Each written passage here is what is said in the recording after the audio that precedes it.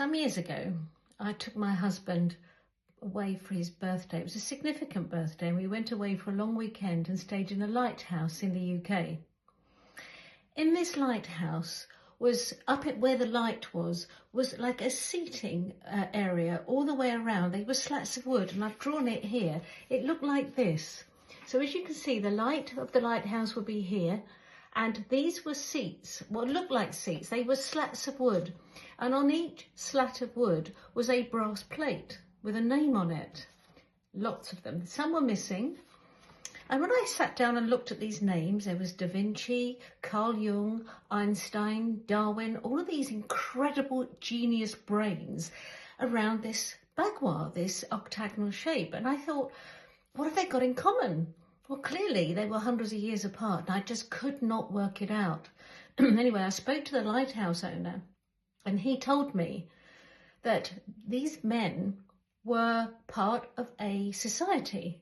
And this society was looking at spirituality, was looking at consciousness, was looking at extraterrestrial beings. Da Vinci even had drawings of a machine that would communicate with aliens. This man had a copy of those drawings, was going to try and recreate the machine. It was fascinating. I thought, to think that these amazing brains were being so out there in what we would describe as almost woo-woo land, but it's not. It's where science meets spirituality. And I was so blown away. I immediately joined the society. Of course I did, because I have been studying consciousness since I was 14 years old. My doctorate thesis is all about consciousness, but I haven't talked about it as much as I would like for some years. In fact, 22 years ago was when I had the idea of bringing science and spirituality together, tiny, tiny thread, science and spirituality together. And that was the topic of my thesis.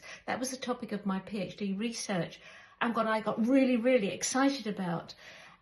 And 22 years later, still not talked about it. But I am now.